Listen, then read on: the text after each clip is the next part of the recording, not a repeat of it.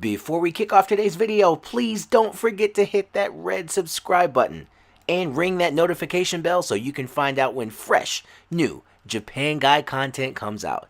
Let's get to the interview. What's up, everybody? This is Donald, and today we're doing something a little different. I know some of you listening are already JapanesePod101 users just like me, and maybe some of you have never even heard of it. Either way, though, I think you'll really enjoy today's interview. I had a wonderful opportunity to sit down face-to-face, voice-to-voice with one of the real people behind a really useful Japanese product. So let's dive in. All right, so we have a mystery man right next to me. So for my audience who isn't familiar with you yet, can you tell us who you are and what you do? Sure, but first, thank you so much for having me on this show. It's a real pleasure. I'm a big fan. And I'm a fan of yours too, so thank you so much for coming on. I appreciate it. Okay, so my name is Peter Galante. I'm the founder of JapanesePod101 and the co-founder of InnovativeLanguage.com. And what we do is we like to think we make fun and engaging lessons in many different languages, specifically for Japanese and Japanese languages, audio and video format. Wow. I didn't realize you were the co-founder of Innovative Languages too. That's amazing. So I want to get into a little bit of your background because I want to show people that there's a real person behind Japanese Pod. So tell us, so Peter, where are you from originally? Donald, can you tell by the accent? Or is it watered down? Has it been watered down that much? Okay. I'm getting a northeastern feel. Northeastern U.S. maybe? Spot on. Boston? Oh, New York? Yeah, I think when you said Boston, I think that you researched it and then intentionally said that because you know I'm from New York. New York. That's, yes. And I have never been. to New York. I'm American and I've never been there. And it's one of my biggest regrets to this day. But hopefully I'll get a chance to go. Great city. And Boston is a great city. Right. You just don't want to have the Boston accent. Boston is a wonderful city. It is. Bostonians are wonderful people. Of course. And how did you end up in Japan? It's a great question. Is spite a good answer? How so? So, for many people interested in coming to Japan, the JET program, the Japanese Exchange Teacher Program, is one of the most appealing ways to come. It's a very well-run program. Absolutely. You're very familiar with it, absolutely. Right, Donald? Yep. It was one of the ones I actually I applied to, but ended up getting Eon first. So that's why I ended up coming in through Eon instead of JET. Exactly. And I also wanted to come for JET, and I didn't get it. So unlike Donald, who had another option first, I got my rejection letter saying no. I see. Okay. After that, I was like, you know what? You're not going to keep me out. So that's what motivated me to come to Japan. So there you have it, guys. Spite is a wonderful reason to come to Japan and stay. Yeah. How promoted? Okay, so you got here so I did a little research on you. You got here in 2005? Is that? Close. 1998. Oh, goodness. Okay. I guess my facts were wrong. So 1998. Again, I think you did it on purpose to make me feel older. Donald, you're tough. Oh, my goodness. Wait, 1998. So this place has had to have changed so much. Japan has to be so different when you got here. That's so different. But, one of the things that's so interesting is that we both started in Ibaraki. Yeah, absolutely. Okay, it was Tsukuba for me. Where were you in Ibaraki? Further north, Hitachi. Have you ever been? Only once. You actually had to teach some lessons out in Hitachi, but only for a few days. But wow, okay. And how long were you in Ibaraki for? So Ibaraki for half a year, then Mito for about a year and a half. Mito, Nato country. Nato country. Nato city? That's, wow. Are you a fan of those? I eat it almost every day. Wow. How about you? No. And most people aren't. Natto doesn't smell so good, guys. I think that's one of the main, and it's kind of slimy, so a lot of people don't like it, but it's good for you, and the taste grows on you. So if you like eating slimy socks, if you can get used to that, I think you will be fine. Yeah, I think fermented soybeans, is it? Yeah. And so it's an acquired taste. Right. But I think a lot of people who are very health conscious and into their bodies really appreciate True. the product. Yeah, and that's why I got into it, because I heard of the health benefits. So, yeah, and we'll have you guys look at. I'll show you what natto is a little bit, maybe on the YouTube channel. Okay. Yeah, I think that could be really good. That would be a great video. There you go. There you go. You know what? If you do a video, maybe I'll do the video with you and the natto eating challenge video. Now, that's a good video. Wait, so would it just be an all you can eat? Like, see how many boxes of natto you can get through? I don't want to, not a competition, but yeah. Well, that would be like really funny. Yeah, and if you don't like it, though, I think you'd be out after maybe one box, Peter. So that I won't do that to you, man. I won't do it. Oh, goodness. So 1998. Yes. And did you plan on staying in Japan as long as you have? No. So for some of your younger listeners, a little background. In the late 80s, early 90s, the Japanese economy was very strong. Oh, yeah. Positioned to overtake the U.S. So being from New York, there were a lot of Japanese companies. So I thought by coming to Japan for a year, learning some Japanese and coming back and getting a job in New York, that was a sound strategy. I see. And one that my mother seemed to really would have appreciated. Oh, okay. Wow. That's really interesting. So teaching English wasn't necessarily it was the way to get here, but not necessarily the goal. Exactly. I think good news, if you're interested in coming to Japan, I think things are actually changing. I hear that many people who want their visas are getting now 5-year visas. Yeah. And Japan really has a labor shortage. So if you're interested in coming to Japan, this is probably a great time. I think so too. 20 years ago, not so much. So much like yourself, right? You came as an English teacher. This was kind of a gateway job. Absolutely. And comparatively, one of the better gateway jobs compared to some of the other people from other countries who are coming here. So absolutely. We're fortunate in that way. I think so too. And okay, so you got here and you've been here for an extended period of time. So what made you stay in Japan? So what kept you here? So I'll give a quick timeline. So much like you, I came as an English teacher. I was teaching English and going to Japanese school. So 9 a.m. in the morning, Japanese school, finished at 1 p.m., then to my English teaching job, 1:30 to 9 p.m., repeat for half a year. Wow. That was very intense. So for about 2 years, I taught and went to Japanese school. Then I got a research assistant position at a university, Ibaraki University. Wow. From there, I got into a master's program in Tokyo. 3 years later, I got into a PhD program in the same university. And about 3 years into that, I started a first business, failed. And then 2 years later, we started JapanesePod101. Wow. Fast forward 10 years from that, Peter Galante is now the Prime Minister of Japan. Congratulations, Peter. That's amazing. That's quite a journey. Just stair-stepped your way up. That's incredible.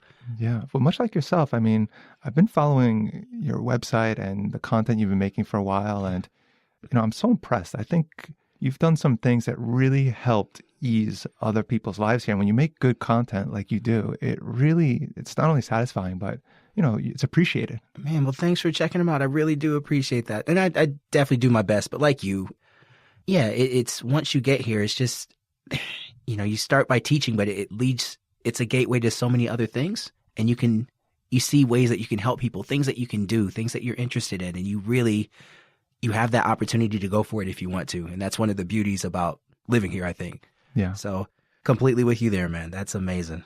So let me circle back and now answer your question. Okay. Basically, and I think you might be able to relate to this, coming to Japan, you start out with nothing. Yes. There's no connections. Your parents didn't set something up for you. It wasn't a friend of a friend that got you something. Everything you built here is on your own merits. Yep. Is that something you can? That's so true. That's so true. Actually, my sister used to live here before I did. Oh, wow. But even at that, it's a lot of the people that she knew had already gone back to the U.S. So I got here and it's like a lot of stuff that you just have to do and understand for yourself. You have to fend for yourself. I didn't speak any Japanese when I got here, but you have to learn. You have to pick it up. So it's so true. And it's a merit-based way of living. And I love that. And some people do. And it seems like you're one of those people too. It really is in its way so rewarding to know that. Look at you. You've built a following. You have fans. You've made it to Tokyo, much like yourself from Yep, Miguraku. that's Now right. we're in Tokyo together. We're here in the studio, and it's so fun to build these connections. And you know, I'm always happy to help everyone I can, but it's so rewarding. It gives you Yeah. that self-confidence that this is what you built. Yeah, absolutely. And so you've been in Japan for God knows how long, Peter. And, and and you were saying earlier that you were going to Japanese school from 9:30 to 1:30 and then going to I like a phrase better. Just a shade under 20 years or a little more than 10 years. yeah, let's rewind. Okay. That's a good one. You've been here for just a shade under 20 years, Peter. I don't like that one either. Wait, okay. A few You years just over 10. Okay, yeah, you've been here for a little while. That's what I like. Yeah, you're a young man. You've been here for just a little while, and it seems like you've become accustomed to the culture. You spent time studying Japanese. You were teaching English here. So when you were studying Japanese, like where did you develop that passion for learning languages in the first place? Because not everybody who comes here goes to Japanese school and teaches, but you made that extra effort to do so. So where did that passion come from? So I like to think it comes from exploring the culture and exploring your environment. My wife thinks it comes from the fact that I'm a control freak and I need to be in control. That works too. That works too. So a little seriousness in there, but I think it kind of traces back to this. I think language is a tool. And a tool is something you use to facilitate something, to create something you want. And what I kind of wanted the most and out of learning Japanese was to build deeper relationships with the people I met. And it was a powerful motivational goal. Of course, I wanted to improve my everyday life, but one of the richest things you can have is friends, good friends. True. And being able to communicate with them on a deeper level is a powerful motivator. We have a series called Inner Circle on JapanesePod101, and we kind of go through what motivates someone to learn a language. And living in the country is, of course, a powerful motivator. But more than that is if you have a partner or a family member who speaks the language. And if you build these bridges, we call them anchor points. If you create these anchor points, the chances of you succeeding grow that much, grow exponentially. I see. Okay, and so let me ask a follow-up to that. So so let's say that you're more of a loner, okay? And you don't necessarily have a ton of friends. What would you say would be another anchor for someone who's trying to learn the languages and is really trying to invest more time into it? Because I completely agree. That's when the language becomes more real to me, is when I actually have something to anchor it to. So what would you recommend for somebody who's a little bit less social, I would say, or maybe doesn't have a family yet? What would you tell them? Super easy. Number one, find a restaurant. Oh. Because when you're the customer is king in many places, especially in Japan. So pick a restaurant that you like and go there 3 or 4 times a week. And if you're trying to learn the language, most likely they're going to take an interest in you. And especially if you're patronizing their business. And for the business, they also like joren kyaku. So these are regular customers. If you get to that status, they're going to treat you really, really well. And it's super easy to do. And if you find a restaurant, you go in and they're not interested in you, go and find another restaurant, because there are plenty of restaurants out there who are going to take an interest in you. Sit at the counter. Lots of places have a counter. And just by doing this, if you're going to pay for a Japanese lesson with a private tutor, it's going to be, 2,500 yen, something like this. Yep. You could eat a very good meal for that, have some conversation, ask a few questions, and then they get to know you. That's true. That's a really good advice. I'm going to have to try that. I wouldn't say I'm a loner, but... I was just about to say, so...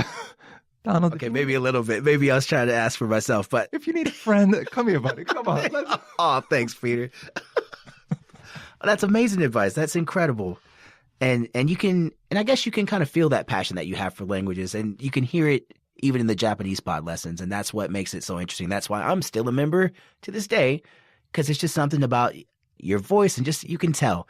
Just your interactions with your staff, you can tell that is something you enjoy. Actually, Donald, I did a quick search before you came, and your subscription expired, so I take cash. And Donald reaches into his wallet to pay for the lessons. There you go. Everyone's having a great time. And speaking of Japanese Pod 101, how did it actually come about? Really great question. First, it's creating something like this. It's very hard to do by yourself. It was a series of events. I met someone who was willing to support this cause. I met someone who introduced me to a studio. So we're recording in a studio right now. Right. And before that, we tried to record on a laptop in a room, and the sound quality was so different. Yeah. So someone showed me that there was a recording studio around the block. So we would go there. And if you know about music, the drums were in the room. So we'd have to cover the drums with a sheet because of the reverb. It was very funny. There's a place like that in Nakano, actually. It might be a chain? Yep. Yeah, it's like studio space you can rent out. Nice. That's a good idea. Okay. So basically, it was a combination of things. We didn't have a regular cast, so I would come into work, and I was working in a translation company, and on that day, whoever was not busy would join me in the studio. So we never knew who was going to be on the show. But it was great. To be honest, it was so much fun. But what I really wanted to do in these lessons is I wanted to show and kind of pull back the curtain a bit. And my friends that I made over the first year in Japan were kind of wild and crazy, like some of the friends I had back home. And it was so radically different than the way Japanese was presented in the classroom. I see. I understand that the classroom, the way they teach Japanese, you don't want to ruin a relationship by not being polite. But once you get past that polite stage or find people like yourself, most of the time you're not using polite Japanese. And that's all I really wanted to do. And I think it really resonated with people because I think, Donald, how was your experience? Yeah, I'd say it's something very similar. So a very big difference between classroom Japanese and real world Japanese. And I think for me, that's another way that Japanese sticks. So when you get around your buddies, because for me, some of my first exposure to real Japanese was being in the Kyokushin dojo in Ibaraki. So doing karate and seeing these guys drink. And these Kyokushin fighters can drink and drink and drink. And once they do, all the barriers come down. So you just hear things that you would not hear in a classroom, and it's amazing. So it's I definitely second that, man. It's something that you have to experience. So having those relationships completely changes the Japanese that you run into. And that's why like having something like Japanese Pod is cool, because you get to see more of that. And in the classroom, I guess the stuff didn't stick as well. And even now, like I still take classes here and there, but that's not the stuff that sticks for me. So yeah, that's great. So wild and crazy works. Wild and crazy works. You brought up a great way to learn too. Again, what we're doing here is we're talking about some of these advantages you have when you're doing immersion learning. We're here in the country. We can walk down to the restaurant. Right. Joining a sport, karate or some of the other sports, Japan's amazing because there's always a club, American football or any sport you play, someone is doing it here in Japan. Yep. What I think was kind of unique, what we were doing when we first started with the Japanese Pod 101, and we were reaching the people outside Japan who didn't have such easy access like we did. Right. Absolutely. All right. So we have a better idea of how Japanese Pod 101 came about. And there are other people that start Japanese products or try to come up with things to teach. How did you end up growing Japanese Pod from zero into what it is today? Because it's definitely, if not the most popular audio product on the market, it's one of them. So how did it get to be as big as it is? So when we first started, we measured high-level metrics and cross-reference. I'm just kidding. It really comes down to a lot of luck. Right. So I think, much like, I really think, looking back, that timing is probably one of the most important things in having something become successful. I think we were in the right place at the right time with a good product. Right. So we just started podcasting when podcasting was becoming a thing, and that became the vehicle. So, a lot of luck came into it, a lot of timing. And then once you have those two things kind of going for you, I think really then the hard work matters. And we took a lot of feedback from the listeners. We implemented a lot of things that community members would like. Originally, my background is more economics. So it's not as strong in, I was teaching for many years, so I was very familiar with certain concepts, but not high level university, doctorate level concepts for learning a language. So it took several years before we started to implement those into the product, but continually investing into the product, I think really allowed us to accelerate the timing, the good fortune we had in the timing and the luck. That's amazing. Timing is everything. Timing is everything. And now that you have this user base, so in an ideal world, what would you like to help those members do? So somebody taking Japanese Pod 101, what would you like to see happen for them?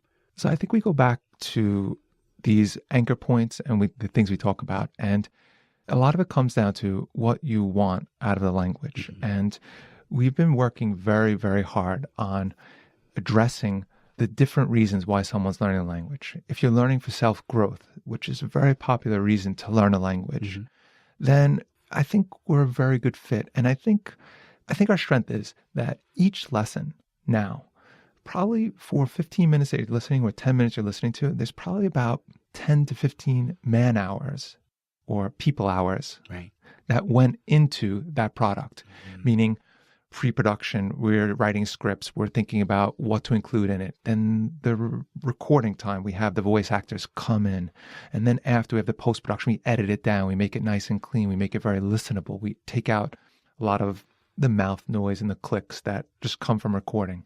And then finally, we package it into a very, we add the lesson notes, we add other things to it, and then we make it easy for you to access through a website or one of our applications.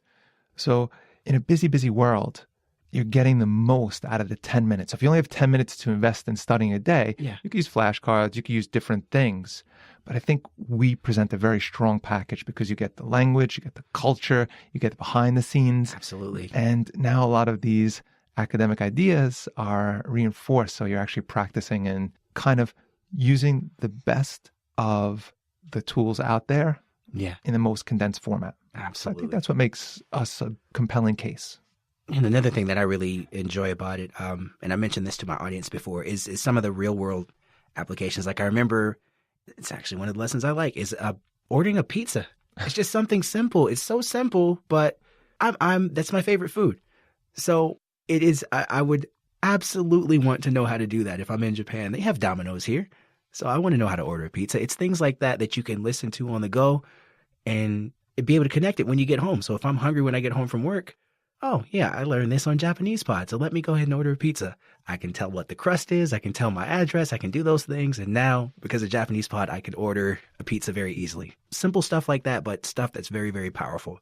And so for these members, so if a person was coming fresh off the street, Peter, and they're starting Japanese Pod 101 for the first time, honestly, what do you think some of the challenges would be for them? What are the challenges a new user might face?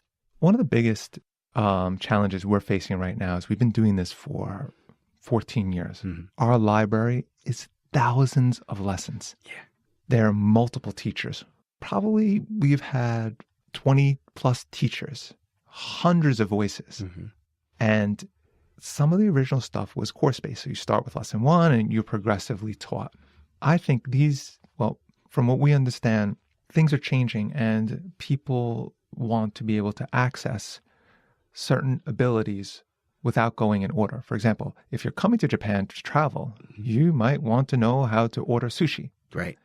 And the way traditional textbooks would approach that, maybe it's like, okay, we're going to start with greetings, we're going to start with numbers, now we're going to do days of the week. And before you even get to a piece of sushi, you probably have to put in, 40, 50, 60 hours. So I think what's changing is sometimes the learner's demands are, we would like to be able to do a specific skill right away. Or at least even if you're going to do an interview after a few years, I want to refresh my skills. So we're trying to change our library and make it so that you can find things based on, we call them can-dos. So can order a pizza, can do an interview. Nice. So it's like just-in-time learning for Japanese. That's incredible. Wow. Okay, well, thank you for that, Peter. That's amazing. And It's funny though. You brought up something that's really interesting. What's that? Well, how language changes. How many years have you been here, Donald? So just over 11 years for me. How come you put that nice little just over for you, but not for me? See? Want to hear the rest of my interview with Peter? Well, you can listen to the entire thing by clicking the link in the description box below. As always, guys, thank you so much for watching. If you enjoyed this interview, please don't forget to like, share, comment, and subscribe. And for those of you studying Japanese on your own, and you're looking for a community of other self-study learners just like you, join us at Japanese Mavericks, because we'd love to have you. That's a wrap for today, and I'll catch you in the next one. Peace.